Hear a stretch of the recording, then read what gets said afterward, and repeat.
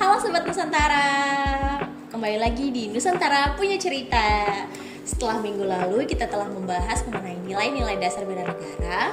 Hari ini kita akan membahas tentang good and bad practice ASN menuju smart governance.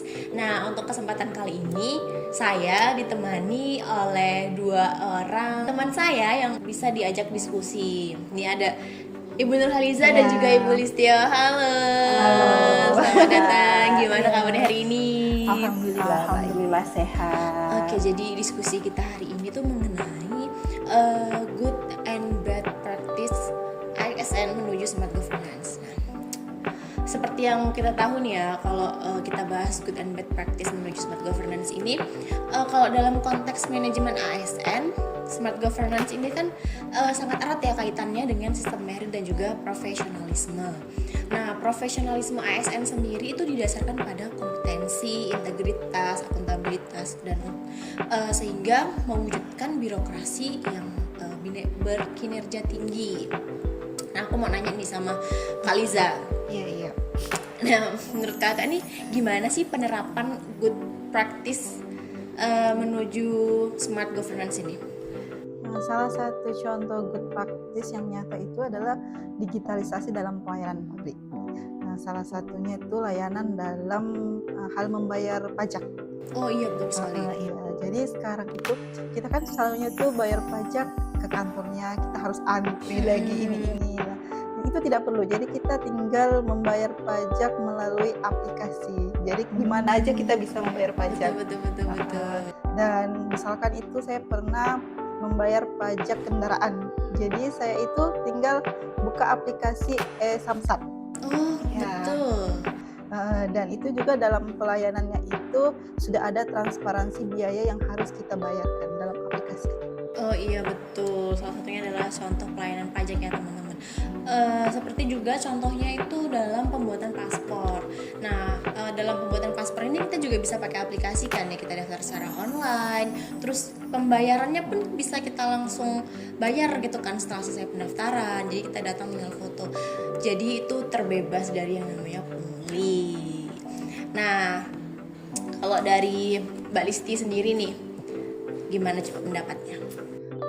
Kalau dari saya sendiri ya, ada salah satu contoh yaitu pengaduan masyarakat ditindaklanjuti secara cepat melalui email, media sosial resmi, ataupun bisa datang langsung ke instansi tersebut.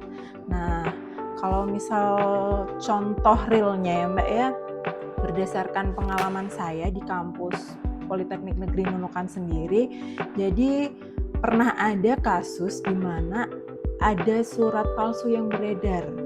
Jadi ada surat palsu yang beredar mengenai tambahan biaya untuk pembayaran wisuda mahasiswa. Saat itu kemudian hal ini langsung ditanggapi oleh panitia dan sesuai arahan pimpinan langsung dieksekusi sehingga bisa meminimalisir korban, dalam hal ini orang tua mahasiswa ya, untuk tidak melakukan pembayaran sesuai dengan yang sudah ditetapkan oleh pihak kampus itu sendiri. Gitu. Nah, ini kan termasuk dalam pelayanan yang cepat tanggap tadi Mbak. Nah, kira-kira nih kunci keberhasilannya itu apa sih sehingga tercipta good practice ini? Nah, kalau untuk kunci keberhasilan itu sendiri ya, yang pasti kita semua kan harus menerima perubahan teknologi gitu, harus menerima kan, baik sebagai ASN ataupun masyarakat atau pemerintah itu sendiri gitu. Dan kemudian yang kedua, adanya dukungan dari pimpinan dari instansi tersebut gitu kan. Kalau pimpinannya tidak mendukung hal tersebut, ya nanti bawahannya mau bagaimana seperti itu kan. Iya, betul. Selanjutnya ASN juga harus responsif dan harus komunikatif, serta di sebuah instansi harus ada SOP yang jelas seperti itu.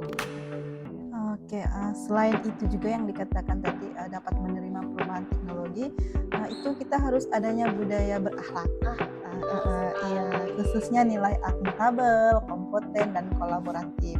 Hal ini membuat setiap proses kerja menjadi lebih transparan, profesional, dan berorientasi pada pelayanan publik. Good practice akan semakin berhasil apabila disertai monitoring dan evaluasi berkelanjutan, sehingga inovasi tidak terhenti tetapi terus berkembang dan dapat direplikasikan di unit kerja. Oke, wah betul sekali yang disampaikan oleh Kak Liza dan juga Mbak Listi, karena kunci keberhasilan itu sendiri tuh yang terpenting adalah bagaimana kita bisa menerapkan nilai-nilai ASN berakhlak itu tadi ya, karena tidak hanya sebagai semboyan namun nilai-nilai itu juga harus kita terapkan di lingkungan kita kerja, di kehidupan kita sehari-hari gitu. Jadi menurut saya ya good practice ini juga bisa disebarluaskan ke unit yang lain gitu, dengan cara peningkatan kompetensi ASN itu tadi sehingga ASN-nya lebih profesional. Seperti contohnya digitalisasi layanan tadi itu kan ASN-nya harus profesional, harus kompeten gitu. Selain itu juga adanya monitoring keterbukaan informasi seperti tadi adanya berita hoax ya mungkin ya itu. Jadi untuk penyebaran informasi ini kita bisa berkolaborasi dengan tim PPID ataupun Humas untuk menyebarluaskan itu tadi. Betul-betul. Kan tadi ini kita sudah membahas tentang good practice ya. Nah, kalau untuk bad practice-nya sendiri nih, masih ada nggak bad practice yang terjadi di instansi Mbak Listi? Nah, kalau untuk bad practice-nya sendiri yang terjadi instansi saya ya Mbak Hela ya, itu adalah sebagian besar layanan masih bersifat manual.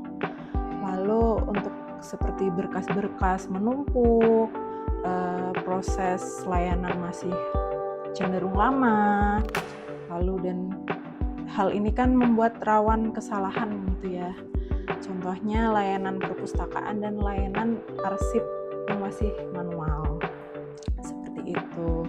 Dan hal ini mempersulit dalam kegiatan penelusuran informasi maupun temu kembali informasi, baik bagi staf sendiri ataupun pengguna. Kalau untuk di perpus berarti baik pustakawannya maupun ke pemustakanya sendiri, seperti itu. Jadi apa yang disampaikan sama Mbak Listi ini sebenarnya masih relevan kan ya, masih banyak kita temui juga di banyak instansi layanan perpustakaan dan kearsipan ini mungkin masih banyak yang nganggep hal biasa gitulah ya kalau masih manual. Tapi dampaknya ini tuh juga besar ternyata ya, dari berkas-berkas yang menumpuk tadi, prosesnya yang lama, terus sulitnya penelusuran temu kembali informasi. Nah, kira-kira penyebabnya dan cara pencegahannya itu gimana sih? Aku mau dengar dari Kalisa. Untuk penyebabnya itu sih bisa karena dari pribadi kita sendiri ya sebagai ASN yang enggan belajar teknologi dan tidak ada standar layanan yang jelas. Untuk cara mencegahnya itu ASN bisa mengikuti pelatihan secara berkelanjutan dan memulai dengan digitalisasi secara bertahap sesuai dengan kemampuan unitnya. Nah, betul sekali, karena digitalisasi layanan ini tuh juga menjadi solusi pelayanan kan ya, solusi pelayanan yang masih manual.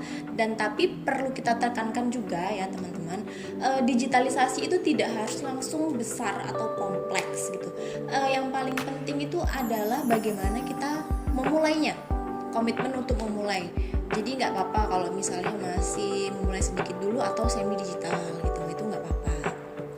Nah, kita ngobrolin hal lain nih.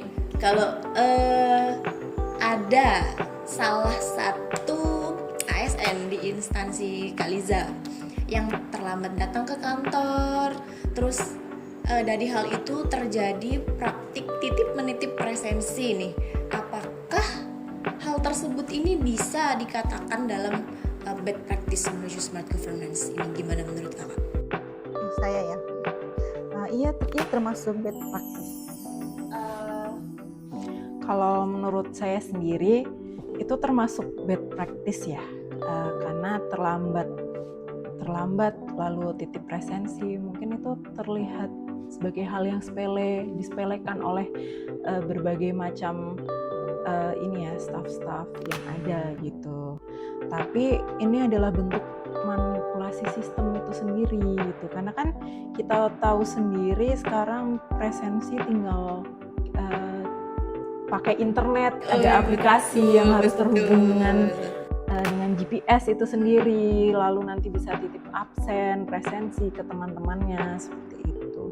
Nah, di era smart governance ini, teknologi canggih itu tidak akan berarti apa-apa tanpa integritas ASN secara pribadi ya untuk menjalankannya seperti itu.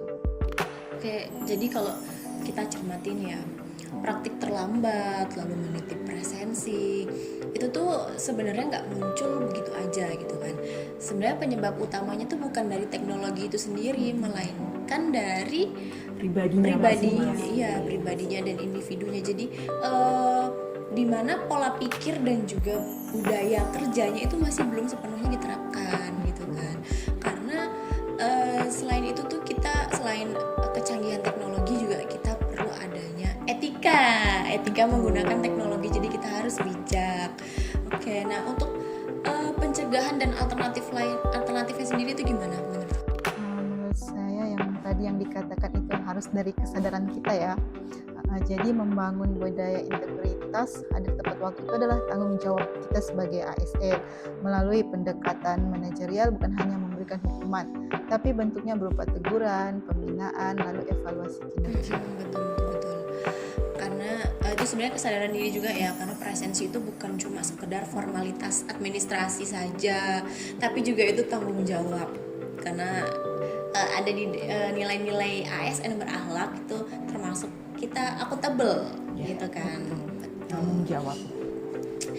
Oke teman-teman, jadi sebagai penutup diskusi kita hari ini dapat disimpulkan ya bahwa smart governance ini bukan hanya tentang penerapan teknologi digital, tetapi juga tentang cara berpikir dan juga budaya kerja dan juga integritas kita sebagai seorang ASN. Nah, oleh karena itu kunci utama dalam mewujudkan smart governance adalah komitmen bersama untuk terus belajar, beradaptasi, dan berinovasi yang dimulai dari langkah kecil sesuai dengan kemampuan unit kerja masing-masing. Karena ASN memiliki peran strategis dalam penggerak perubahan agar semua pelayanan publik semakin berkualitas dan juga berpihak pada masyarakat. Oke, terima kasih pada Kak Liza, Mbak Listi udah nemenin aku di podcast kita hari ini. Oke teman-teman semua, di sini saya Hela, Liza, Listi, pamit undur diri. Sampai jumpa di Nusantara Punya Cerita selanjutnya.